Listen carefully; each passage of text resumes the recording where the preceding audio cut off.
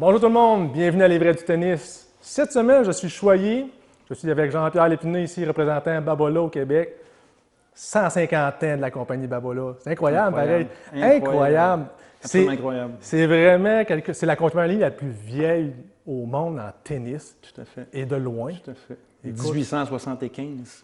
Les premières cordes de tennis en 1875. Quand tu y penses, là, ça fait vraiment longtemps, même en 1925, avec les quatre mousquetaires. Là, on recule encore, 1875, qui ont commencé à faire des cordes. On va aujourd'hui parler de l'histoire de la compagnie. En plus que c'est les 150 ans, ça va être encore plus intéressant. Puis là, avant de parler de tout ça, des produits, de la compagnie, de l'histoire, ça m'intéresse de savoir ton parcours, parce qu'on se connaît depuis plusieurs années. Oui. Peut-être pas la version longue, parce que comme tu sais, on a beaucoup de choses à parler. Oui. Ta version jusqu'à Babolat, quelle est ton histoire, en fait, rapidement? Là, Ben moi, j'ai eu la chance de grandir dans un quartier, et un petit quartier résidentiel. Et mon voisin immédiat avait un terrain de tennis. Oh, cool, oui. À l'arrière de chez eux. C'était un terrain qui était en poussière de pierre. C'était pas le plus beau terrain. On ne savait jamais où le bon allait aller, là, soit sur la droite ou soit sur le revers. Là. Oui. Mais au moins, on avait la chance là, d'aller jouer, qui était juste à côté de chez moi. Là. Puis vraiment, ça, c'était merveilleux. Même que j'adorais juste entendre les gens jouer. Même quand je ne jouais pas, j'avais vu sur le terrain et j'entendais le son de la balle. C'était vraiment merveilleux. Fait que j'ai joué beaucoup dans ma jeunesse. Parfait. J'ai donné un petit peu de cours aussi dans ma tendre jeunesse. J'ai commencé à travailler à un moment donné pour une boutique qui s'appelait Boutique Match Point. Okay. À Québec? À Québec. À Québec, OK. À Sainte-Foy. C'était une boutique qui était évidemment spécialisée dans les sports de raquettes. Excellent. Très, très fort au niveau du tennis. J'ai fait ça quoi, deux ans. Et après ça, j'ai quitté pour aller chez André Lalonde Sport. Je ne sais pas si tu as connu LP, oui. André Lalonde Sport. Oui, ça me dit quelque chose, ça, à l'époque. Ça n'existe plus. Ça n'existe plus. Ça n'existe plus. Oh, alors, j'ai travaillé chez André Lalonde Sport à Place Sainte-Foy. Parfait. C'est moi qui s'occupais du département de raquettes. On vendait de la raquette de tennis, badminton, du squash, du racquetball à l'époque, parce qu'ils se vendaient un petit peu de racquetball à ce moment-là. Oui. Puis c'est moi qui s'occupais de faire le cordage. Puis je parlais beaucoup aux gens parce que j'étais vraiment dans la vitrine. Okay. J'étais dans la vitrine, il y avait des gens qui se promenaient dans le hall, puis ils se demandaient qu'est-ce qu'il fait là, lui. Tu faisais un peu le mannequin. Je faisais le mannequin dans la vitrine. Là, tu avais des questions par les enfants, surtout. Tout à fait. Puis là, tu cordais devant eux. Mais ça m'arrive aussi à l'occasion. Les gens me voient moins, mais à l'occasion, ma porte est ouverte, tu sais, quand je corde ici à Drummondville. Oui. Là, c'est wow! Là, ça me regarde. Puis, oui, les gens sont intrigués à savoir comment ça se fait. C'est vraiment intéressant. Puis là, tu as appris à corder. Oui. Puis il y a un art. C'est un art à corder, ça a l'air facile, mais il y a un art à ça pour faire absolument. Là. Mais j'ai cordé beaucoup plus à l'ancien, chez Boutique Match. Oui, là, Là, on était vraiment spécifique tennis. On cordait 25-30 raquettes par jour. Quand même. Oui, là, ça y allait par là. Pas à peu près. Un genre de Fredette Sport de l'époque. Oui. À Québec. Tout à fait. Tout à fait, OK. Tout à fait. Parfait. Fait que c'est ça. J'ai été 5 ans chez André Lalonde Sport. Puis, à un moment donné, tu rencontres les représentants. Donc, il y a une compagnie à l'époque qui s'appelait Norvinca Incorporée. Norvinca était distributeur au Canada des produits Nordica, des produits Dynastar, des produits Look.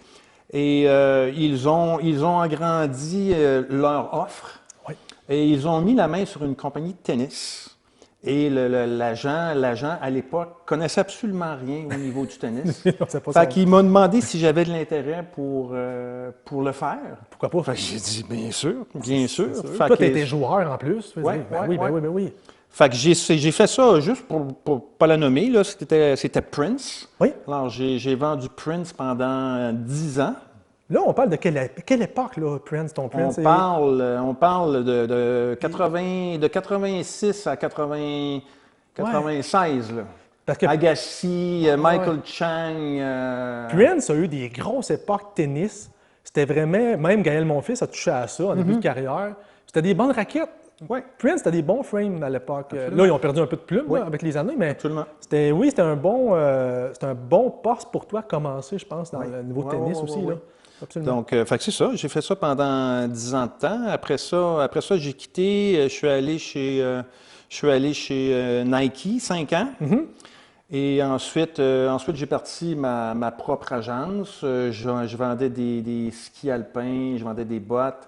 Et Babola est arrivé. Babola est arrivé en 2004, 2005. Oh!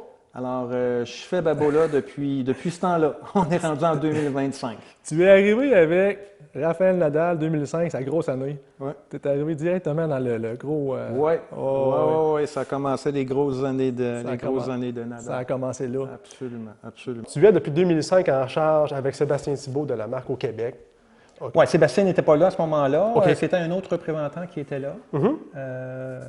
Mais Sébastien était avec nous depuis 5-6 ans, je crois. OK. Parce qu'il n'y a pas eu une grosse chute de coupeurs. Parce qu'avec Simon Legaré de Wilson, ils étaient 7, je crois, à l'époque. Puis Simon est le seul présentement. Donc, eux ont eu beaucoup de coupeurs. Vous avez resté stable quand même. Très stable dans vos choses. Là. Ouais. Non, c'est une belle petite compagnie. On est quoi? On est 4 représentants au Canada. OK. Il y a le président qui est basé à Montréal. Il y a Philippe qui est le directeur des ventes qui est basé à Montréal. On a 3 filles qui sont au département du service à la clientèle. Puis on a une personne qui s'occupe de la livraison. Parfait. Alors, c'est une belle culture d'entreprise. On est tous des amis et on travaille ensemble. Pour travailler dans le domaine, moi aussi, je peux dire que Babola au Québec, la livraison est rapide. J'attends pas mon stock pendant un mois. C'est ultra rapide, c'est ultra performant en tant que tel. Niveau magasin aussi. Ce que je peux dire sur moi de vécu. Là, Oui. Je me souviens d'une histoire que tu m'avais contée. Il t'est pas arrivé une blessure à l'île des Sœurs? T'as une bonne mémoire. T'as vraiment une bonne mémoire. Peux-tu compter ça vite vite? C'est une petite anecdote, là, pas mal rigolo, parce que c'est drôle, parce que pas mal tous les nouvelles jobs, quand j'ai commencé à travailler pour la compagnie Norvinca en question, une semaine après, on partait pour l'Europe en meeting. OK. Et j'ai été malade. J'ai été malade. J'ai été malade au bureau de Montréal avant de prendre l'avion. J'ai été malade dans l'avion. J'ai été malade en arrivant là-bas, en Italie. Ça n'a pas de bon sens. Alors, ça n'a pas de bon sens. Babola, premier meeting, moi, je suis un petit peu du genre compétitif puis orgueilleux. On compétitionne avec je ne sais pas si tu as connu Jean-François Mathieu, qui était un des top juniors au Québec. Plus que ça, plus que ça. Au monde. Là. Il était dans les top juniors au monde. OK. Puis on devait essayer de lui voler un point. Oh. Puis lui, Jean-François Mathieu, c'est un tout petit bonhomme, mais qui avait des mains. Magique. Il droppait. Il droppait souvent. Ça va être un magicien avec sa raquette. Puis à un moment donné, il décide qu'il drop. Puis moi, évidemment, je voulais aller chercher la balle. Elle a tombé quand même assez proche du filet. OK. Puis mon tendon n'a pas voulu y aller. Mais, le tendon a flanché. Ça se fait rapidement, ça. Hein? Ah. Ça, c'est un coup d'une seconde, là, boum. Ouais. Puis là, tu es au sol. Ouais. Puis là, qu'est-ce qui est arrivé? Opération d'urgence? Ah, opération le lendemain matin. Mon tendon était rendu à hauteur de mon genou. Non, c'était... Le petit jeu de pointage a mal viré. Puis là, tu t'es retrouvé oui, solide. À l'urgence, parce que je pense qu'ils ont 24 heures pour opérer. Exact. Si je ne me trompe pas. Exact. Oui, c'est ça qui est... Ouais. C'est ça. OK, il t'est arrivé pas mal d'affaires. Assez spécial. Fait que ça ressemble un petit peu à ça. Ça ressemble à ça. J'avais une question, encore là, la dernière question pour ton cheminement. Oui. Comme joueur de tennis, avais-tu fait des tournois, toi, personnellement? Oui, j'ai fait des tournois. Oui. Moi, j'étais un petit, comme on dit, j'étais un petit rat de parc. Parfait. J'ai été un petit rat de parc, moi. J'ai fait des compétitions, mais je te dirais plus au niveau régional. Parfait. Oui, j'ai fait des petites compétitions au niveau régional. Puis après ça, ça a débouché à d'autres choses. C'est ça, exact. Excellent. Exact. Bien, écoute, maintenant que je te connais un petit peu plus quand même, dans ton cheminement, on va parler de la compagnie Babola, belle compagnie française. Oui. Avant de parler de tout ça, j'aimerais ça. Écoute, je vais essayer de ne pas me tromper. Je vais te faire une petite minute historique. Parce que vu que c'est la plus vieille compagnie au monde, je voulais amener le monde un peu à, justement, leur début. Tout à fait. Parfait. L'ancêtre du tennis, tu sais c'est quoi un peu? Bon, le jeu de pong. Oui. Le jeu de pong, à l'époque, ça jouait avec la main, en fait, la paume de la main. Puis avec un filet pour pas de tension, on s'entend, c'est un filet pratiquement au sol, là. Tout à fait. Puis il jouait avec ça. Puis la première raquette est en 1505, 1505. Fait que on recule, là. Oui, c'est vieux. C'est très, très... Je vais avoir une question pour toi à travers ça à la fin. Ouais. Une question que j'ai appris. J'ai appris ça ce matin, moi, là. Ouais. Puis ensuite, pourquoi que c'est arrivé au tennis, en fait? Il y a un monsieur, c'est le duc d'Orléans, qui s'appelle, c'est un Français. Dans le temps, il y avait la guerre entre les Anglais et les Français, souvent. Puis lui, il s'est fait un peu prisonnier par les Anglais. Mais lui, il connaissait le jeu de paume. C'est français, tu sais. C'était inventé par les moines à l'époque. Fait que là, lui, il s'est fait faire prisonnier, montre le jeu de paume aux Anglais. Puis là, tu as un certain Walter Clapton Winfield. Je ne me suis pas trompé, là. Oui. OK, en 1874, il décide de faire le premier kit de tennis. Puis lui, il y avait la raquette, il y avait une vraie boîte, là, de premier kit de tennis. Puis il a demandé à Babola de faire, justement, les premières cordes. Mais avant de continuer, ma question, quand on regarde le tennis à la télévision, ils disent, exemple, Félix Auger-Aliassime joue sur le terrain 3, le court 3, le court 6 ou le court 9. Quand on dit ça, ça vient de où, tu penses? Le côté dire le court numéro 5 ou juste le mot court. Est-ce que ça te dit quelque chose historiquement parlant? Je sens que tu vas me le dire. Je sens que je On vais te le dit. l'apprendre. Je vais me coucher moins niaiseux à soir. Pourquoi? Parce qu'à l'époque du jeu de paume, le jeu était beaucoup... il est devenu un peu pour les rois. C'était la cour des rois. OK. De là, le côté la cour des rois, c'est là que ça se jouait à une certaine époque. Donc, ils ont continué le mot cour pour dire les numéros de terrain. Ça vient de là. OK. Ouais. Et à l'époque, c'était tellement populaire, là, j'ai une autre petite parenthèse, c'était tellement populaire ce jeu-là que ça jouait juste le dimanche. Ils ont interdit les autres journées parce que les gens quittaient leur travail. Mais ça, c'est pour jouer au jeu de paume. C'est une bonne raison. C'était, correct, ouais. ça. Fait que là, en 1874, bon, demandons à Pierre, c'était Pierre Babola, je crois, dans ces C'était Pierre Babola, le premier première Pierre Babola, génération. la Ouais, première absolument, génération. Absolument. Puis Babola faisait d'autres Absolument. choses à l'époque. Tu peux peut-être en parler? Bien, Babola, à l'époque, en 1875, Oui. on parlait de les premières cordes naturelles là, qu'on a ici, un VS à quelque Un part. VS, là. ici, c'en est un, ça. Première corde naturelle, et à l'époque, on faisait de la corde aussi pour la charcuterie, C'est pour ça. la médecine, des cordes de musique. Violoncelle. Oui, exact. Violoncelle. Donc, Fait que ça a commencé comme ça. ça a commencé comme ça. Ça fait longtemps, là. 1875. Ça fait très, très, très longtemps. Puis qu'est-ce qui Donc, est arrivé par la suite, là?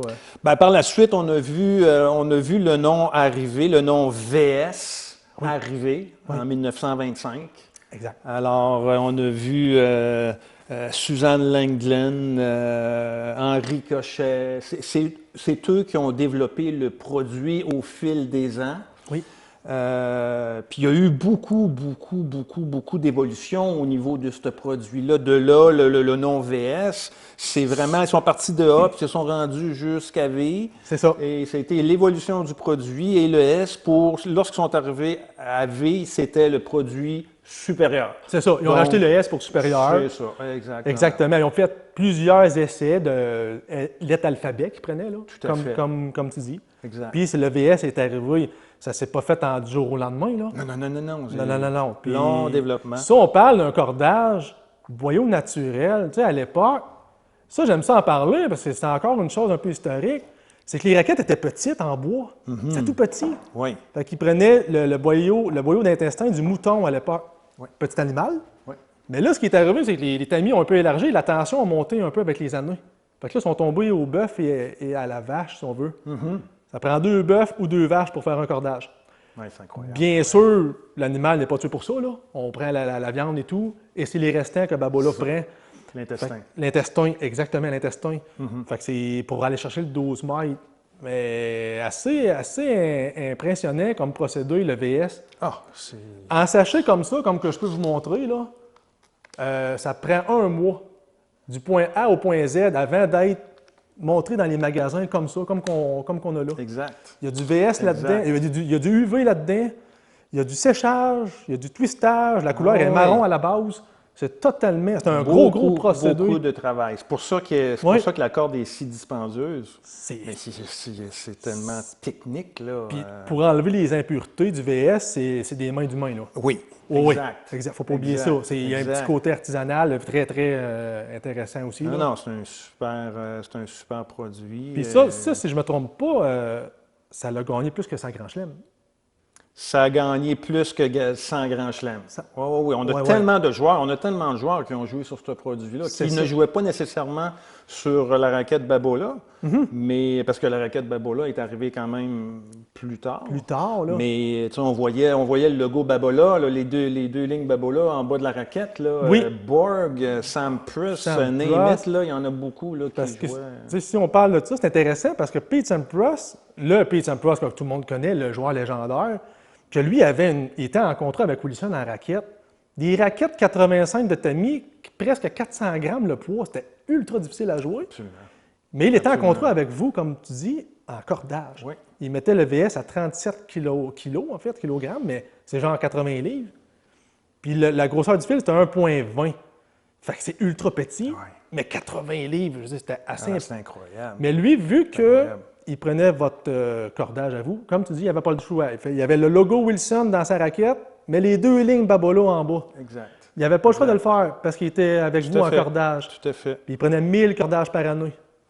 C'est beaucoup de cordages, là. Oui, absolument. 1000 cordages par année pour Pete Sampras.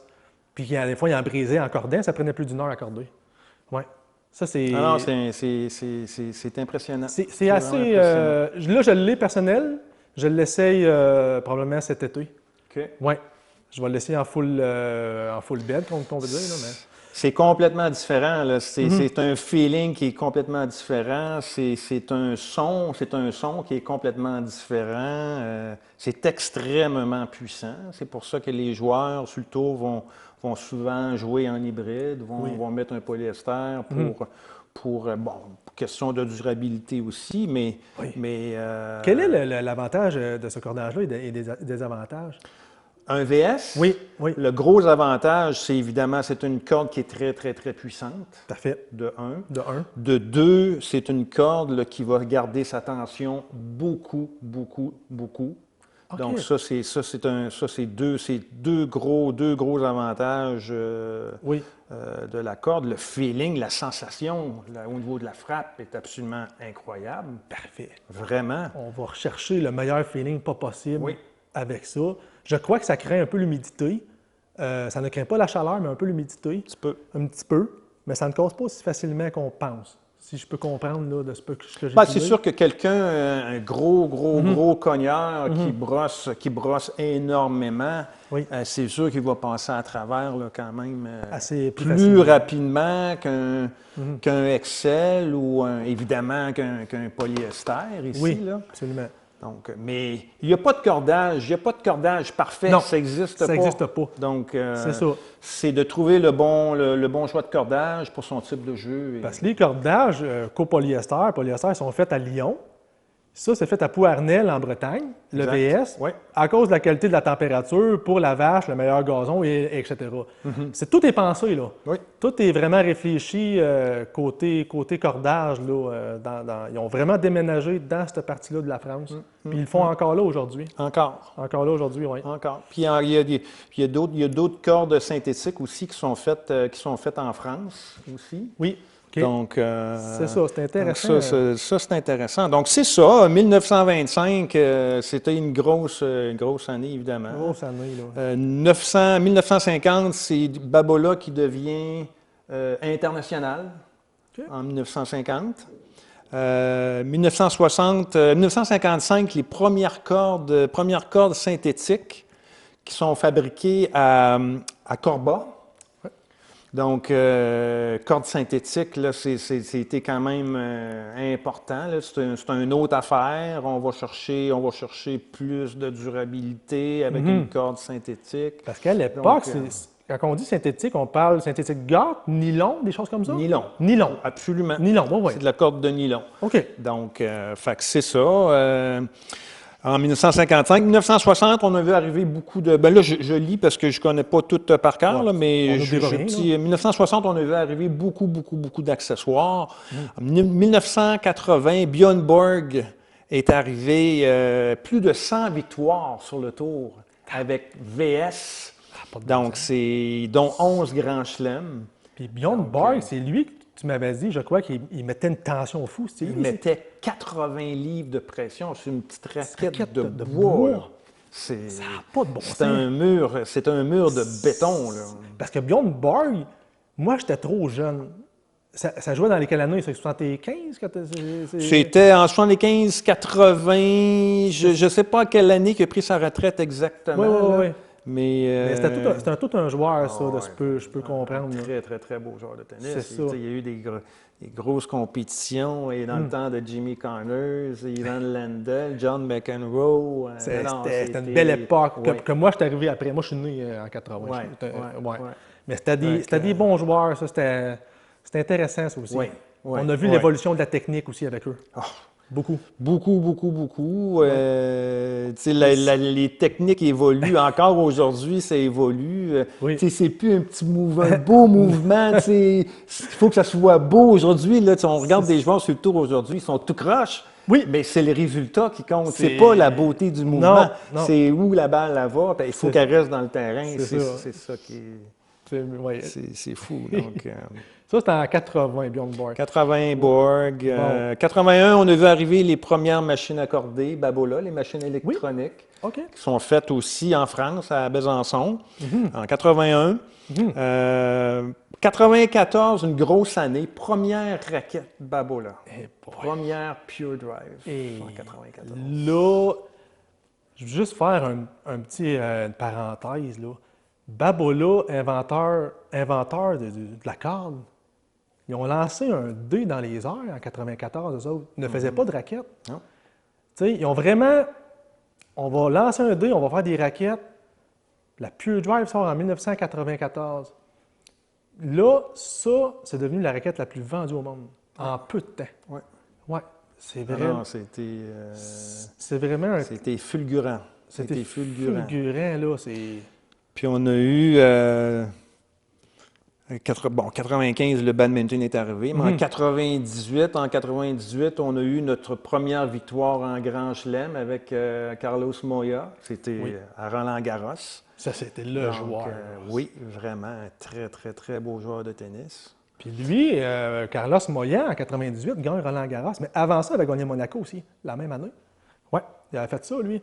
Mais de ce que je peux comprendre de lui, il jouait avec la Soft Drive, une raquette plus légère, comme un peu une Pure Drive, mais version légère, Soft Drive, puis il rajoutait un petit peu de poids, c'est une raquette un petit peu plus molle.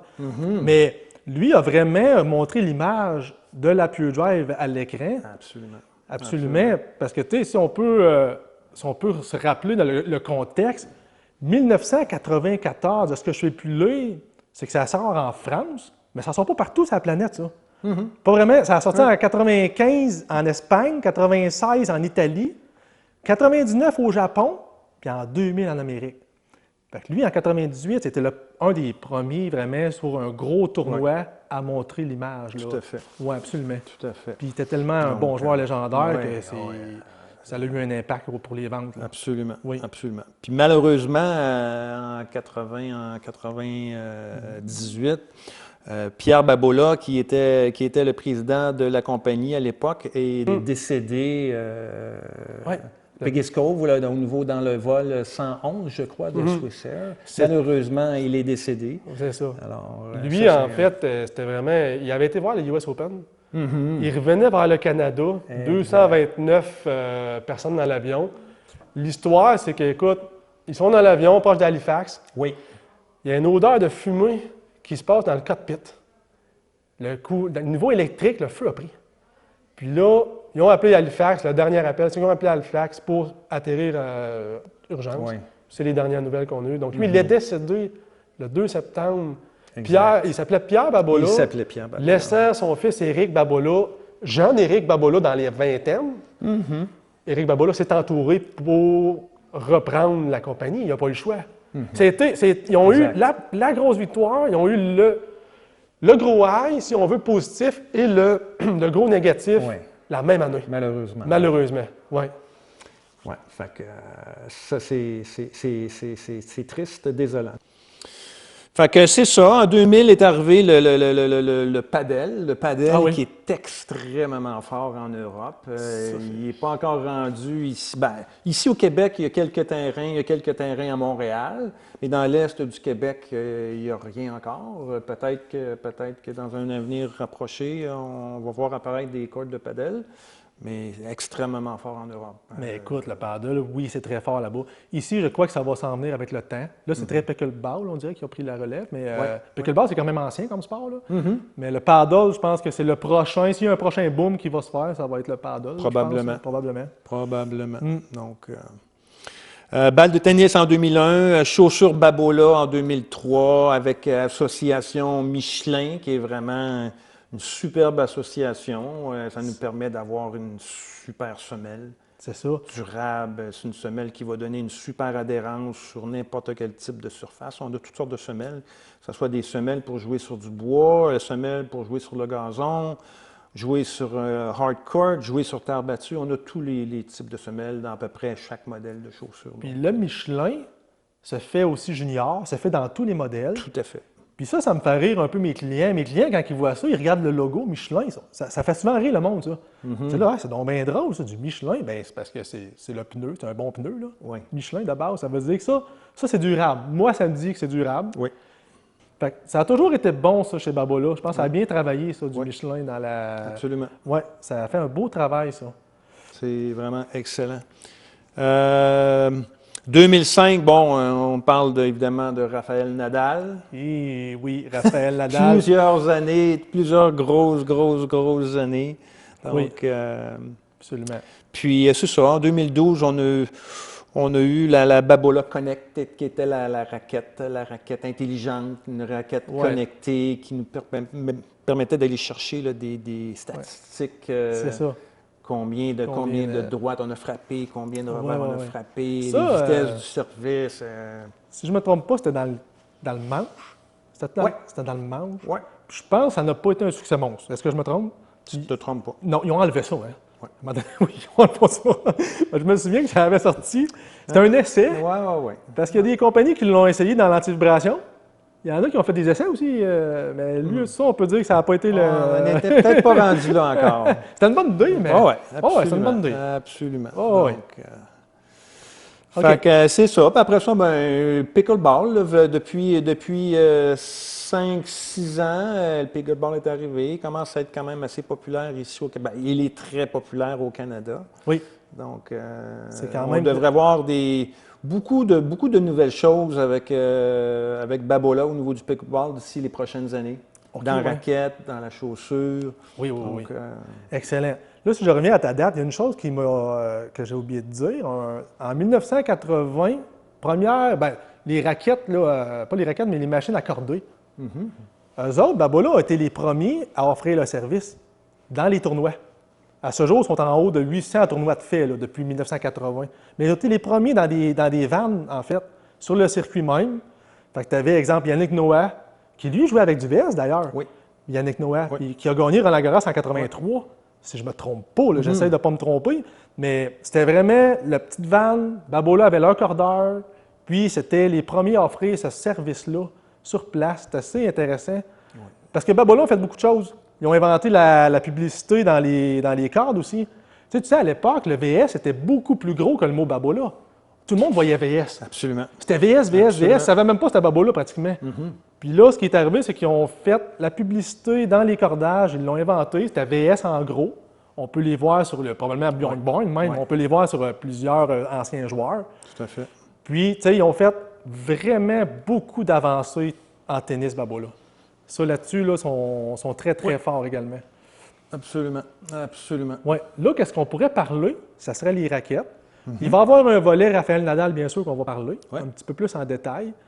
Mais avant de parler des joueurs associés et tout, on va parler des 3 grosses catégories devant toi, d'accord? Oui, tout à fait. Fait qu'on a la Aero. Pure Drive Aero. Pure Aero, excusez-moi. Oui. En fait, on a C'est très, très, très, très facile à comprendre chez Babolat. Ça, c'est une. Je te dirais que c'est une force chez nous. On a les gens vont dire ouais, tu joues-tu avec la jaune, toi, ou tu joues avec la bleue, ou tu joues avec la rouge. Associé aux couleurs. Associé aux couleurs, beaucoup. Okay. On va voir ça aussi au niveau de au niveau de pickleball. On travaille beaucoup avec les couleurs. Donc, la raquette jaune chez nous, c'est la Pure Aero. C'est la série Pure Aero. Qu'est-ce qu'elle fait, cette raquette-là? C'est une raquette là, qui va vous permettre d'aller chercher vraiment le maximum de spin. C'est notre raquette de spin. Okay. Alors, la shape du frame est très, très, très aérodynamique. C'est ce qui nous permet d'aller chercher vraiment une très, très, très grande vitesse de frappe lorsqu'on monte dans la balle. Pour le spin, fond de terrain, ça a été un peu inventé avec Nadal en 2005. Ça a sorti en 2005, ça, à la base. La Aero, il appelait ça la Aero Pure Drive. Oui. Exactement. Oui. Avec l'aide de Nadal, parce que Nadal a aidé à ça, je pense, niveau customisation, tout à fait. Niveau produit, en fait. Tout à fait. Oh, oui. Donc, Pure Aero, vraiment une raquette axée très, très spin.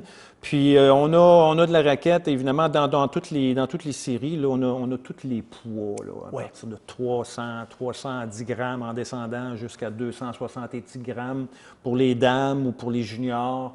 Donc, on a de la raquette pour tous les types de joueurs là-dedans. Okay. Donc, ensuite, on va aller chercher la Pure Drive. Pure Drive, elle a une shape complètement différente. C'est une shape elliptique. Donc, c'est ce qui permet d'aller chercher une très, très, très grande rigidité au niveau du frame.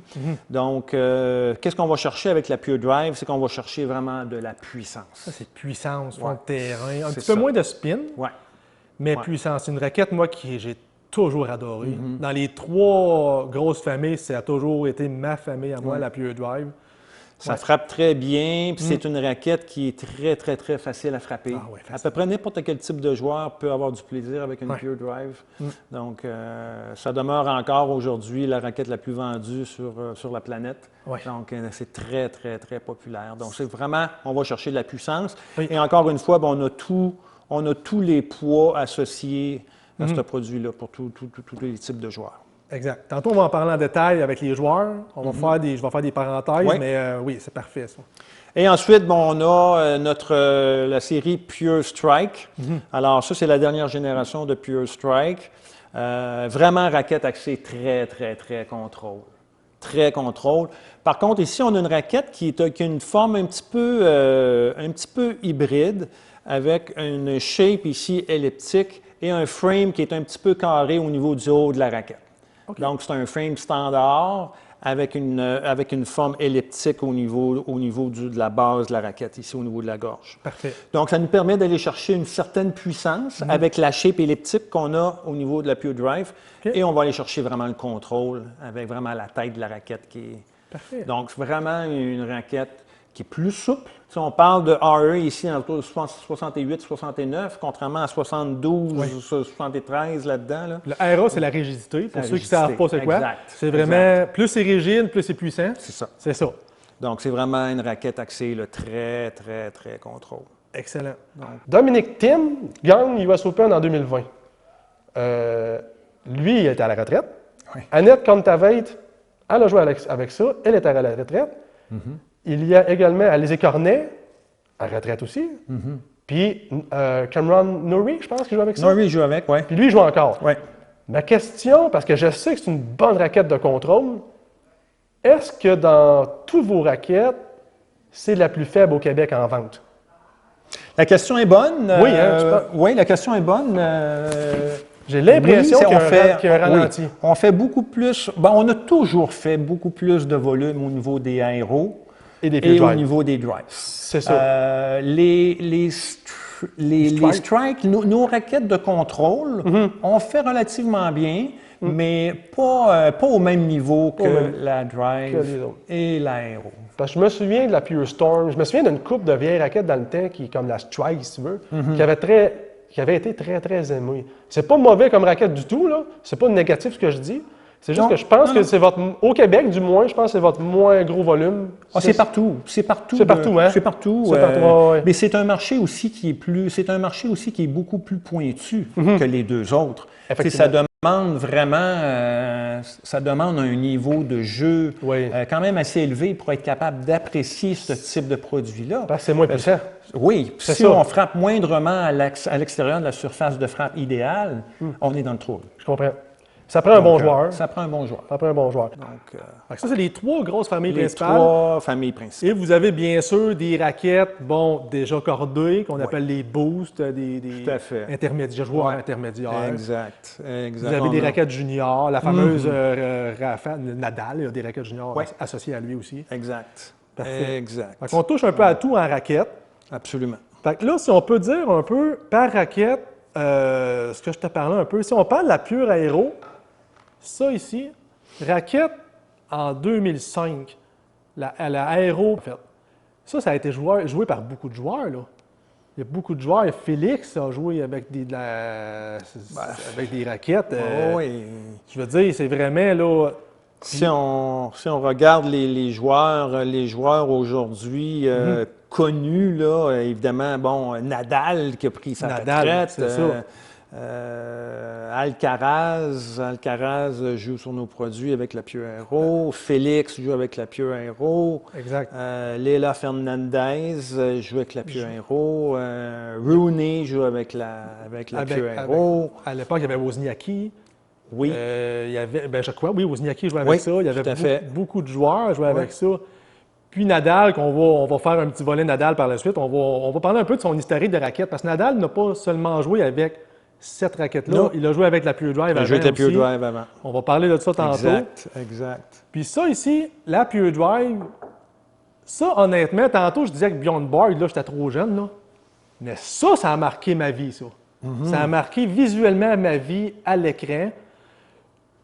La Pure Aero, vous avez eu un suivi de Nadal à Alcaraz, niveau écran. Ça, c'est une chose. Ouais. Mais ça, quand ça a sorti en 1994, c'était en France, c'était moins connu, ça. Ça a sorti en 2000, comme je disais, en Amérique. Oui. Puis là, un certain Andy Roddick. Certain Andy Roddick. Un certain Andy Roddick. Pas un mauvais joueur de tennis. Non. Il avait le record du service. D'ailleurs, je ne sais pas s'il était battu, 249 km/h. Il faudrait que je vérifie. Mais Andy Roddick, un Texan aux États-Unis. Pourquoi qu'un Américain joue avec une raquette française? Tu le sais, j'ai fait mes recherches. Puis, Oui. j'étais allé, bon là-dedans, moi, je suis fort là-dedans. Oui. J'étais allé faire mes recherches un peu. Puis, j'ai trouvé que, en fait, Andy Roddick a eu un coach, parce qu'il était junior. Il était sur le circuit junior en 1999. Il était junior. Tariq Bonabil, c'est un coach français. Lui, c'était son coach à lui depuis 1999. Lui a montré la Pure Drive. Puis là, qu'est-ce qui est arrivé? C'est qu'Andy Roddick essaie les raquettes, comme tous les joueurs. Ça a pris 5 minutes. Il a dit, c'est ça que je veux, tu m'en emmènes plusieurs. Ça a commencé comme ça. Puis là, la Pure Drive qu'il y avait à l'époque, 99, circuit junior, parce qu'il l'avait vu ça un peu quand même en faisant des tournois en France. Il l'avait un peu vu de loin, là. Qu'est-ce qui est arrivé avec Andy Roddick en 99? Un mois après avoir eu cette raquette-là en les mains puis joué avec, il est tombé numéro 1 junior au monde. Puis lui, il était avec l'entraîneur jusqu'en 2003, avec Tariq Bonabil, 2003. Puis là, il a gagné le US Open, mais pas avec lui. Il venait de se séparer avec Brad Gilbert. En 2003, le US Open gagne. Puis là, la Pure Drive à l'écran aux États-Unis en 2003, ça a fait kaboum. Moi, je me souviens visuellement de l'avoir vu à la télévision. J'avais 23 ans. Puis je me suis dit, wow, la raquette bleue. Là, ça l'a. Moi, dans mon cas, moi, ça a tout ouvert. J'ai eu des Pure Drive d'ailleurs pour ça. Puis Andy Roddick jouait avec la Pure Drive Plus. Avec la Plus. C'est quoi la Plus? C'est une raquette, ça, c'est du 27 pouces. L'autre, c'est 27,5. On en a une ici, d'ailleurs. 27,5. 27,5. Raquette. Qu'est-ce que ça donne, Jean-Pierre? Parle-moi de ça. Pourquoi plus? On va chercher plus, excusez-moi l'expression, mais on va chercher plus de reach. Parfait. On va chercher plus de reach. Une balle qui va être plus loin, évidemment. On a quand même un demi-pouce de plus, là. Donc ça donne quand même, c'est un avantage. Absolument. Et les gros serveurs vont apprécier, ils vont être en mesure de être capables de faire planter la balle plus de hauteur au niveau du service. Je comprends. Donc, puis évidemment, on va chercher plus de puissance. On a un bras de levier qui est plus long, donc c'est plus puissant. C'est plus puissant. Donc, c'est ça qui est arrivé avec lui. Parce que c'est vrai que le côté, la raquette est plus haute, tu peux la frapper plus tôt. Ouais. pour aller la faire. Exact. Lui, il avait un coup de poignet incroyable. Andy Roddick, c'était tout un Déclenché, là. Il déclenchait, là. Ça, c'est l'histoire de la Pure Drive qui est devenue la raquette la plus vendue au monde. Quel autre joueur a pris ça? Il y a eu Fognini, bien sûr. Fognini qui jouait avec. Fognini, il y a eu beaucoup. Il y a eu. Là, il y avait Péricard Oui. qui joue avec présentement. C'est ça. Puis à l'époque, Kim Clijsters, Clijsters joue avec la Pure Drive. dans une vidéo, on la voit avec toutes ses Pure Drive. Elle a gagné 2 grands chelems en simple et 2 grands chelems en double. Kim Clijsters. Lina, je pense, peut-être. Mais il y avait beaucoup de joueurs qui étaient vraiment avec la Pure Drive, qui l'est encore d'ailleurs. Thompson qui joue avec. Ouais. C'est ça. Moi, je recule dans le temps, mais oui, il y en a encore aujourd'hui qui jouent avec ça. Très, très, très bonne raquette. Vraiment le fun à frapper. Puis ça, le seul négatif, j'aimerais ça qu'on en parle d'ailleurs, le seul négatif de la Pure Drive, et souvent des autres raquettes, mais surtout, je trouve, la Pure Drive, c'est qu'elle était rigide, elle était dure pour le coude. Faut pas oublier ça.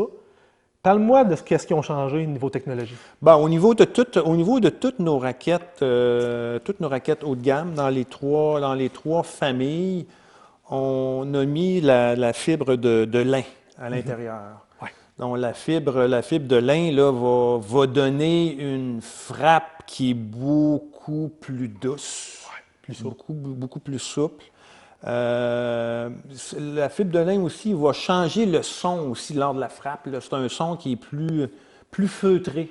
Parfait. C'est un son qui est plus feutré. C'est une fibre qui est très légère. On ne vient pas affecter le poids de la raquette comme tel, mais c'est vraiment un anti-vibration qu'on va chercher là, au niveau de cette fibre de lin-là. Parfait. Donc, ça, on a ça dans tous nos produits. Ils le mettent souvent à la gorge, je crois. Oui. Oui. Oui. Oui. Moi, je joue avec ça. Et j'avais les anciennes. Je peux vraiment en parler.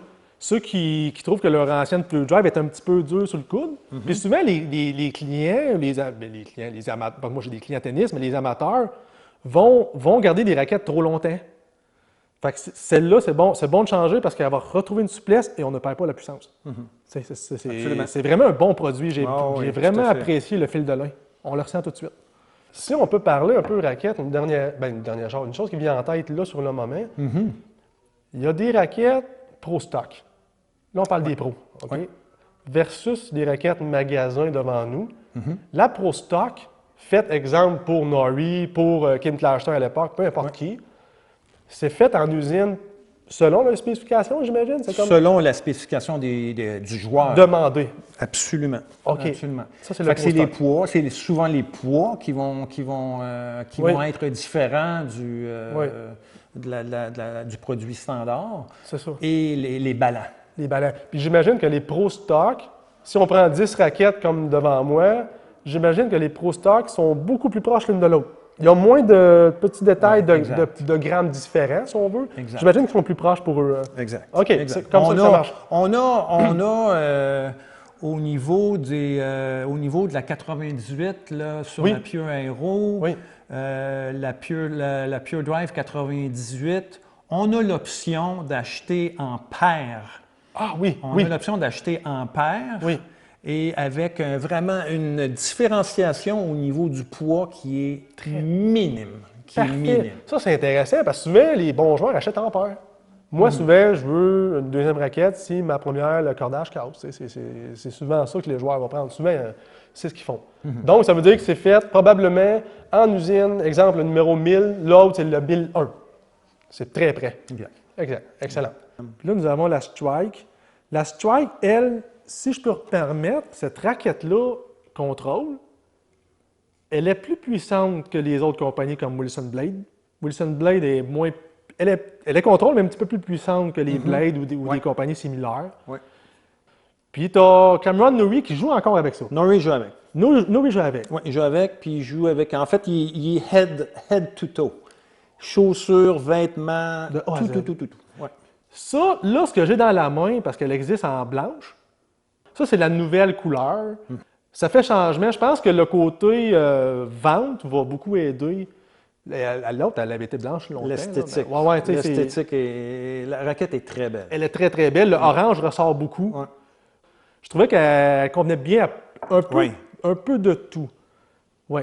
Non, Félix a joué aussi avec, à un moment donné. Ah oui? Oui, Félix a joué quelques années avec une Pure Strike. Avec ça, oui. Produit. Là, on peut parler, avant de revenir, là, faire notre Nadal, là, volet Nadal, on pourrait peut-être parler des souliers rapidement. Les souliers sont là, les familles. Quelles sont les... On a 3 familles de chaussures. On a ce qu'on appelle les premières chaussures qu'on a ici à l'avant. Oui. C'est nos Jet Mac, la série des Jets. OK. Alors, on a le Jet Mac 4. Celui-là? Le orange, oui, celui-là. Le orange et celui, c'est la version pour dames. OK.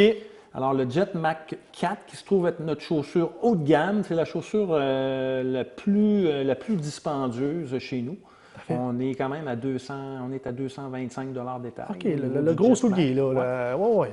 On a une version un petit peu moins dispendieuse avec le Jet Terré. Ici, on a la version couleur un petit peu... en fait, c'est la couleur Wimbledon. C'est la version Wimbledon. On voit qu'il y a le logo, d'ailleurs. Oui, exact. Il y a le logo à l'arrière, là. Exact. Donc, il y a le Jet Terré pour dames. Alors ça, c'est notre chaussure vraiment de légèreté. Parfait. C'est très léger.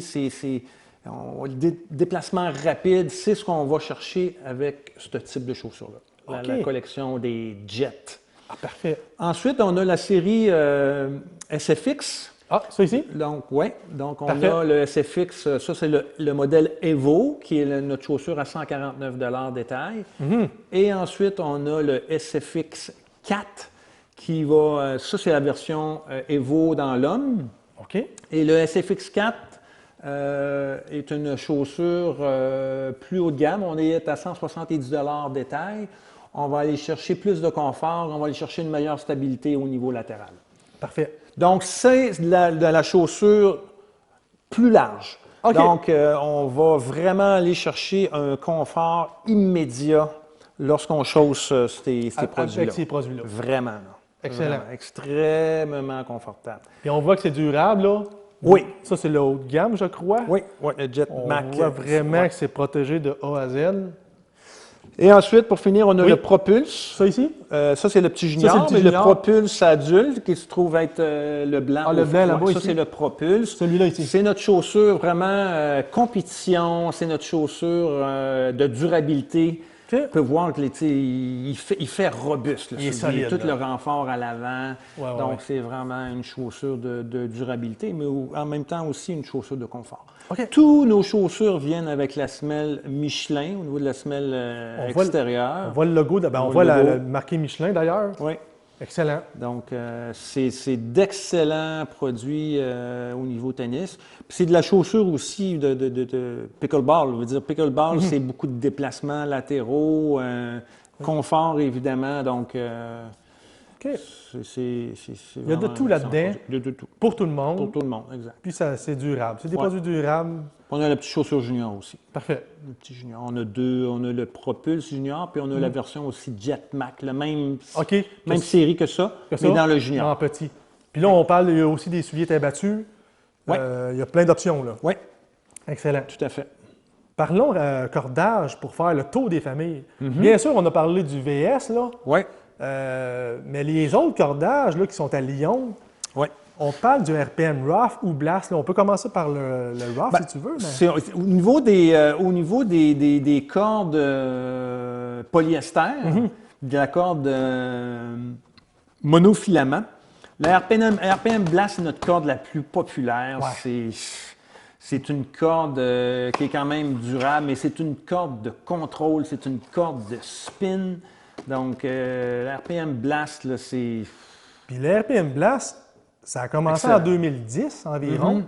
Puis la légende, c'est... la légende fondée, là. La grosse légende, c'est que ça a été conçu avec Rafael Nadal. Ça se fait en plusieurs grosseurs de fil, dans le 15L, le 16, le 17, le 18, si je ne me trompe pas. Mais Rafael Nadal a eu un exemplaire à lui dans le 15, qui est un plus gros fil même que tous les autres, mais qui n'est pas commercialisé. C'est un peu la légende fondée, si on peut dire, de Rafael Nadal, conçu avec 6 côtés, si je ne me trompe pas. Oui. Bon, on a le 15 Lite. On a le 15 Ouais, Lite. le 15 Lite, oui. Le 15 Lite qu'on a au Canada. Là. Absolument. On en vend un petit peu moins qu'évidemment le gros vendeur est le 16. Et le 16. Fait que Hexagon. Oui. spin, durabilité. Oui, exact. Ça, c'est selon moi votre plus gros vendeur Oui. sur la planète. Là. Oui. C'est vraiment ça présentement. Tout à fait. On parlera tantôt des joueurs rapidement, ce qu'ils mettent dans leur raquette. Je pense que tu avais un fichier pour ça. Là. Oui. On va regarder ça aussi. Fait que Babolat, RPM Blast. RPM Blast. Après ça, on a le RPM Rough, qui est encore un polyester monofilament, mais avec une texture qui est plus rugueux. Il est plus rugueux un petit peu. OK. Donc, c'est ce qu'on va aller chercher encore vraiment. On va aller chercher plus de spin avec le RPM Rough. On peut aller chercher dans différentes couleurs. On peut aller chercher dans le jaune. On peut aller chercher dans une espèce de red flash, là, une espèce de rouge. Là. D'accord. Donc, fait que le RPM Rough. Et on a une version un petit peu plus souple avec le RPM Team. Parfait. Qui se trouve vraiment, c'est un entre-deux, parce que il y a beaucoup de gens qui jouent avec du polyester c'est une question de durabilité, mais c'est pas tout le temps le bon choix. Tu sais, mettons un vieux monsieur qui rentre chez vous de 70 ans qui joue au tennis, mets-moi ça. Si tu casses pas de corde, là. Non. Fait que, ça, c'est rigide, Mais ici, avec le team, on va aller chercher un petit peu plus de souplesse. Je comprends. C'est moins dur Donc, sur le coude. Moins dur sur le coude, Parce que sur le poignet. le Blast, honnêtement, c'est très connu à travers le monde. Le Blast, l'avantage, c'est qu'il va être très contrôle. Le désavantage, il est plus dur sur le coude. On baisse un peu de tension. Oui, c'est ce que j'allais dire. On peut baisser un peu de tension. Mais oui, la personne plus âgée, le team performe bien pour eux. Le team est plus, comme tu dis, plus mou. Si je reviens au RPM Rough, qui est texturé, on le sent au toucher. Oui. Je crois, là, je vais un peu encore là, de mémoire, je crois qu'ils ont mis du silicone là-dessus pour aller chercher le spin. Parce que le spin sur des raquettes de tennis, ça se fait à quel niveau que les cordes vont bouger une dans l'autre. On se comprend? Oui. Fait que s'il y a du silicone, ça va vraiment spinner. La balle, la corde va bouger et va revenir rapidement. Oui, exact. Bon, avec le silicone, je crois que le RPM Rough est un des cordages les plus spin au monde, si je ne me trompe pas. Oui, tout à fait. Ça y va par là. Tout à fait. Mais il n'est pas trop dur sur le coude. Je le trouve personnellement pas dur sur le coude. Comparé au Blast, mais le Blast, c'est vraiment pour le gros joueur. Oui, mais comme tu mentionnais aussi, on va chercher des tensions qui sont plus basses avec ces types de cordages-là. On ne peut pas monter ça à 65, 70 livres. Non. Fait que les tensions sont beaucoup plus basses avec du polyester. C'est là qu'on va chercher le feeling. Oui. Donc, c'est évidemment moins dommageable là, pour toutes les articulations. Exactement. Après ça, on a du synthétique GOT. Ici. Ouais, après ça, on a nos cordes multifilaments. Ce qu'on veut aller chercher avec ces cordes-là, c'est que c'est de la corde synthétique qui va se rapprocher un petit peu de lui, là. Du naturel. Oui, d'un GOT naturel. Donc, la corde multifilament va être une corde qui va être beaucoup plus souple, beaucoup plus confortable, avec une super sensation. Tu sais, un Excel comme ça, là, on n'est pas à cette hauteur-là là, en termes de sensation, là, mais on n'est pas trop loin. On n'est pas trop loin, puis on va aller chercher un petit peu plus de durabilité. Là. Dans le multifilament. Oui. Absolument. Puis lui, le XL, si je me souviens, il y a 1200 fils dedans. Ah oui, comme des cheveux du main, si on veut, mais c'est 1200 fils pour aller chercher la souplesse. Absolument. Dans tout ça, il y a le Addiction Plus. Addiction Plus, le synthétique GOT. J'avais une question reliée à ça. Tu vas pouvoir m'éclairer en direct. Le XL qui va s'effilocher plus rapidement, va se briser plus facilement qu'un Addiction Plus. Addiction Plus, lui, il a une membrane de plus par-dessus, je pense. Il est comme un peu plus solidifié, si on peut dire. Oui, absolument. Ma question envers deux multifilaments différents, un qui est plus durable versus un qui est moins durable, est-ce que celui qui est plus durable, l'Addiction Plus, est-ce qu'il est moins puissant? Est-ce que les cordes bougent moins entre elles? Oui. Je pense que oui. Hein? Oui. Parfait. Absolument. C'est quelque chose que j'ai analysé avec des clients que j'ai eu. Oui. Je voulais juste savoir. C'est sûr que plus ta corde est souple, plus on va gagner, en puissance. C'est ça. Fait que ma cliente qui est arrivée, c'est ça qui est arrivé. L'Addiction Plus l'a trouvé un peu moins puissant, puis j'ai remis du XL. Sur le moment, j'ai analysé, je me suis dit, d'après moi, c'est ça. C'est ça qui est arrivé. Oui. Oui, c'est en plein ça. Tu sais, on va aller chercher aussi une fibre ça m'a échappé là, tantôt, mais une fibre de polyamide comme telle au niveau du addiction. Là, OK. On va gagner un petit peu plus en durabilité là, par rapport au. Parce que l'Addiction Plus, c'est un bon produit, il brise moins. Il est quand même souple sur le coude. Oui, absolument. C'est un multifilament. C'est ça, en plein ça. Excellent. Bon, fait que ça, c'est les. Tu te souviens-tu des chiffres que je t'avais dit? Combien de cordages par année Babola font en copolyester? Te souviens-tu de la. Et tu vas. Là, je parle en kilomètres, là. OK. Le nombre de kilomètres qu'ils font en un an. Ça, c'est assez intéressant. C'est la circonférence de la Terre. T'en souviens, je t'avais parlé de ça? Circonférence de la Terre. 40 000 kilomètres De cordes. par année. Ils font le tour de la Terre. Ils font le tour, ils font le tour de la Terre en copolyester, puis ils font environ 2500 cordages par année, 2500 km, je parle, en VS, en naturel, parce qu'ils en font moins qu'à l'époque. Ouais. Les gens prennent ça en hybride. Je veux dire, plus qu'à l'époque, c'est partout, en fait. Fait que ils font le tour de la planète. C'est incroyable. C'est incroyable.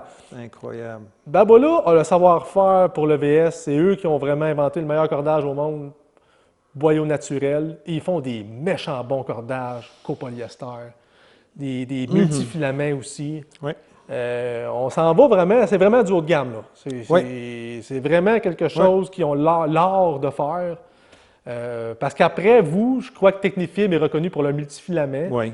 Mais vous êtes quand même le pont. Oui, je pense qu'on a le pôle, là, au niveau de la corde comme telle. Là, Absolument. oui, on a de la corde pour tous les types de joueurs, tous les types de budgets. C'est là. Donc, puis là, vous avez bien sûr tous les grips, les anti-vibrations, vous avez tous les objets qu'on peut retrouver. Absolument. Dans ce cas-là. Donc là, on a parlé un peu de tout objet rapidement, là, les souliers, les grips, tout ça. J'aimerais qu'on fasse un volet Nadal, si ça t'intéresse. On va parler vraiment de ce que moi je sais et que toi tu sais un peu de lui, tout simplement. Raphaël Nadal, écoute, c'est quoi? Il a commencé, il était junior. Il était tout petit. Moi, honnêtement, de ce que j'ai pu lire, il avait 9 ans. Ben, il a commencé, de ce que moi j'ai su, là, il a commencé à jouer à 4 ans. Oui, mais il y avait 9 ans avec Babola, ça je veux dire. Oui, c'est ça. C'est ça, je veux dire. Exact. Ben oui, il a commencé exact. jeune. Oh oui. Oh oui, ça fait longtemps qu'il est associé avec nous. Associé là, avec vous, là. Non, puis... C'est ça. Puis lui, à 9 ans, de ce que j'ai pu lire, à 9 ans, il était junior. C'était un des joueurs élites. Il était quand même... À 9 ans, il sortait du lot déjà, là, on s'entend. Là, il commençait à 4 ans, comme tu dis. Mais à 9 ans, c'est qu'à un moment donné, lui, il habite à Majorque. Majorque, c'est une île en Espagne, tu sais, c'est une petite île. Absolument. Puis lui, c'est familial. Un peu comme Babola, les liens sont tissés serrés, très familial avec son oncle, sa famille. Puis écoute, il avait 9 ans, il y a un agent espagnol qui est arrivé sur place, que lui regarde les futurs stars, si on veut. Mais un agent Babola, il est espagnol, mais il travaille pour Babola. Il a vu le jeune Nadal frapper à 9 ans. Il dit « Wow! » tu sais, ça ressort du lot. C'est quoi, ce jeune-là? Il faut faire quelque chose. Ça n'a pas de bon sens. Oui. Ils l'ont mis sous contrat. Puis les premiers contrats, c'était ça, c'est qu'ils donnaient 2 roulettes par année, 2 roulettes comme de 18 cordages chacune, plus une raquette donnée. L'autre raquette, le parent payait la raquette. Mais c'était une raquette donnée, une payée, une donnée. C'était comme ça les premiers contrats que lui a eu. Ben, comme la plupart des jeunes stars de l'époque, quand il était jeune. Puis lui, c'est ça, Raphaël Nadal, très jeune, à 9 ans, il a joué avec du Babola toute sa vie, en fait. Puis là, il a monté, il est devenu junior, il est devenu fort. Il est tourné pro, il avait 15 ans. C'est ça. 15 ans, il est tourné pro. Il a gagné, si ma mémoire est fidèle, il a gagné son premier tournoi pro à l'âge de 18 ans. Oui, c'est ça. C'est quand même... Puis il a joué avec ce qu'on disait, c'est qu'il a joué avec la Pure Drive jusqu'en 2004. Fait que là, en 2004, il était rendu un petit... Il était jeune encore, il n'avait même pas 20 ans. Puis là, en 2004, mais là, 2005, est arrivé avec l'aéro en 2005. La fameuse raquette que Nadal a eue. Il a tout gagné. Non. Il a tout gagné. Il a gagné 14 Roland Garros, 22 Grand Chelem total. Oui. Il a gagné 92 tournois dans sa carrière. Ah non, c'est Je veux dire, c'est un phénomène. C'est un phénomène. C'est un phénomène. Il a monté le Babola au plus haut niveau. Ouais, c'est un ambassadeur pour nous C'est ça. hors pair, comme il en passe pas à chaque année. Et à 18 ans, il faisait sa première demi-finale de Grand Chelem. Mais tu sais, il a gagné des tournois pro avant 18 ans. Là. Je pense qu'à 16 ans, il gagnait son premier tournoi pro. C'est ça. Donc, Non, c'est en une 2000 machine, là. 2004, C'est une machine. il avait été blessé avant Roland Garros. En 2004, mais en 2005, il joue contre mon joueur, tu le sais, là, Charles Gasquet. Ouais, là. ouais, ouais. Bon, il joue. Gasquet avait 18 ans. Ben, les deux ont 18 ans, ils sont nés en 86. Il joue contre Gasquet. Gasquet venait de battre Federer en quart de finale à Monaco à 18 ans. Gasquet bat Federer numéro 1 au monde. Gros match incroyable de Gasquet. S'en va en demi-finale contre la bête Nadal. Ça s'en va au troisième set, très serré. Ceux qui veulent voir du bon tennis, là, allez voir ça sur YouTube. Là. C'est pas HD ou presque, on s'entend, là, mais ça frappe. Là. Nadal gagne Monaco, 2005. Puis là, à l'époque, Gasquet, mon joueur, et Nadal étaient les gros stars. C'était les deux jeunes, parce que Gasquet avait été très précoce, jeune, gagnait tout. Là. Gasquet gagnait tout. A battu Nadal au Petits House, le plus gros tournoi junior au monde, en 99. Puis il était vraiment, là, les deux, c'était le gros match. Donc, Monaco, Nadal gagne. Par la suite, qu'est-ce qui est arrivé? Roland Garros s'en vient, 2005 toujours. Là, Gasquet-Nadal se reprend là. Là, il appelait ça la guerre des étoiles. Les gens en France, c'était genre, ça n'a pas de bon sens, ce match-là, c'est les deux. Là, qu'est-ce qui est arrivé? Nadal gagne facilement en 3-7 et n'a jamais perdu contre Gasquet. Je pense que c'est le joueur que j'ai le plus détesté à une époque. Tu étais très déçu. J'ai détesté Nadal solide à un certain temps, mais j'ai appris à l'aimer par la suite. 18 victoires, 0 défaites contre Gasquet. Mais, vu que je lis le livre de Gasquet, je me suis revengé. En 2003, c'est pas beaucoup de monde sait ça, là. En 2003, Gasquet a battu Nadal dans un challenger. En 2003? Oui, en France. Nadal avait déclaré forfait au deuxième. J'imagine qu'il y avait la gastro. Je ne sais pas ce qu'il y avait cette journée-là. Mais ça se peut fort bien. mais ils ont toujours eu un lien, ces deux-là, d'amitié même. Ouais. Puis, tu sais, même Nadal, à travers toute son époque, ses grands chelems et tout, a toujours eu du respect envers les deux. Il l'a même écrit dans le livre de Richard Gasquet, la première page. Et puis Nadal, les gens, moi je le détestais jeune parce qu'il battait mon joueur, c'est un peu, c'est normal aussi. Ouais. Mais Nadal, là, quand il est arrivé une grosse tempête à Majorque, sur l'île, qu'est-ce qu'il a fait, lui, Nadal? Il a aidé tout le monde, lui. Lui, il a aidé tout le monde, puis il voulait pas que ce soit à la télévision. Enlevez-vous-en, vous autres, avec vos photos. C'est un gentleman, c'est un Nadal-là. Là. On voit qu'il balaye des garages de personnes qu'il ne connaît pas vraiment. Puis il entretenait ses tennis, on voyait tout le temps passer le tapis. Puis tu sais, il a aidé, quand il y a eu la catastrophe, il a aidé tout le monde. Il avait ouvert, je ne sais pas trop si son académie était ouverte, elle était peut-être pas grosse à l'époque, mais il avait ouvert des places pour les gens qui n'avaient plus de logis, si on veut. Vraiment une bonne personne, une méchante bonne personne. Une bonne personne, cadrait parfaitement avec les valeurs de l'entreprise. Oui. Comme la plupart des athlètes qui jouent sur nos produits. C'est ça, c'est important d'avoir des belles valeurs. Je pense que vous avez vraiment eu, à travers les années, des athlètes comme Kim Clijsters, comme Wozniacki. Oui. On parle même Benoît Paire. Les gens vont dire Benoît Paire, c'était un fou. Mais attendez un peu, Benoît Paire, il perdait la tête sur le match, mais c'était une des personnes les plus aimées en dehors. Fait que c'était pas nécessairement une mauvaise personne. Mais vous avez toujours eu des gens, je trouve, qui sont assez des beaux. Tu sais, Lina, Muguruza, c'était toutes des bonnes personnes. Des bonnes personnes. Tu regardes Félix aujourd'hui aussi, c'est un des joueurs qui est plus aimé sur le tour, un des meilleurs pros sur le tour, son professionnalisme. Exact. Donc, toi, tu connais un peu la famille, explique-moi ça. Ouais. Ben, je les connais, oui, parce que bon, Sam est arrivé au Canada et Sam a coaché ma fille à ses débuts. Oui. Donc, je connais très, très, très bien Sam. Puis, on a connu évidemment Félix par la suite. Par la suite, ben oui. Donc, ils ont grandi à Québec. Donc, je vois Sam encore aujourd'hui au Club Avantage. C'est un ami. Donc, c'est intéressant, ça, connaître des gens comme ça, qui ont vraiment sorti du lot. Je pense que sa sœur a joué au tennis aussi. Oui, Malika est une excellente joueuse de tennis. Excellente joueuse, oui, c'est ça. Oui, très, très, très bonne joueuse de tennis. C'est toute une histoire. Un peu comme Leila Fernandez, que son père avait vendu son auto parce qu'il n'avait plus d'argent pour les cours et tout. Puis il avait 2-3 jobs. Il essayait vraiment d'aider la carrière à sa fille. Ils ont fait quelque chose de magique, eux autres aussi, là, Leila Fernandez. C'est vraiment intéressant. Absolument. Là. Absolument. Exact. J'aimerais ça que tu nous parles de... Là, on parlait de Nadal. Parle-moi un peu de qu'est-ce que Babola a fourni à Nadal en équipement. Tu avais ça sous la main, t'en souviens? Oui, j'ai ça ici. On parle là de sac, de cordage. Je l'ai ici, là. C'est une relation de 29 ans. Ça n'a pas de bon sens. Ça fait 29 ans. On lui a fourni 1250 raquettes. C'est de la raquette. Il en a brisé zéro. Il en a brisé zéro. Zéro, parce que qu'est-ce qui est arrivé? Je pense que c'est son oncle Tony Nadal qui s'appelle. C'est ça. Il avait dit, si tu en brises une, c'est ce que j'avais lu, si tu en brises une, on sort du terrain. Exact. Il n'en a jamais brisé. Jamais brisé une raquette de sa vie. Non.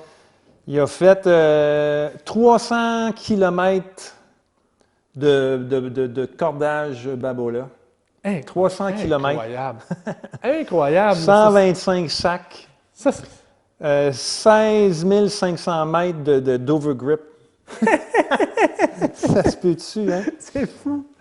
Puis il a pris, juste pour customiser ses raquettes, là, il a pris 56 250 minutes pour faire de ses raquettes custom à son poids, ballant. Il a aidé à vraiment. Puis je te l'avais compté une fois. Ils l'ont essayé, eux autres. Ils ont mis 10 raquettes environ avec des poids différents, puis des petites affaires, des balancements, pas beaucoup de choses. Puis lui, il les a essayé, raquettes, il les essayait. Il y en a une qu'elle avait 2 mm plus haute que toutes les autres, puis il s'en est rendu compte. Il a mis une à côté de l'autre, puis il s'est rendu compte qu'elle était plus haute. Ça se peut-tu? Non, mais je veux dire... Oui. Alors, c'est impressionnant. On l'a vu aller au fil des ans, à quel point il y avait des... Ah ouais. Il était toqué. C'est de la façon dont il place ses bouteilles. Il était très, très, très minutieux dans sa façon d'être. Encore aujourd'hui. Encore aujourd'hui. J'imagine ses armoires dans sa maison, ses verres, comment ils doivent être placés. Là. Ça doit être la perfection partout. Là. Puis lui, par année, la roulette qui a 18 cordages, qu'on parlait tantôt, son fameux RBM Blast 15 de grosseur, Babola en fournissait 60 par année. C'est du cordage, là. C'est du cordage certain. 60 bobines. Ah oui, tu sais, je veux dire, moi, amateur, je vais en prendre une. Si je la passe une année, c'est beau, là. Mais lui, ça frappe des balles, là. Puis Alcaraz a 60 aussi roulettes par année. Félix Auger-Aliassime, lui, en prend 40. C'est un exemple. Ouais. Pour essayer que le monde comprenne, là. Mais 60, c'est énorme, c'est là. Du stock. Ça veut dire que ça pratique. C'est du stock. Écoute, Richard Gasquet, je reviens là-dessus. Il avait été avec lui à son académie de tennis, parce que lui, il a une grosse académie maintenant en Espagne. Gasquet, il dit, après 2 jours, c'était prêt à marcher.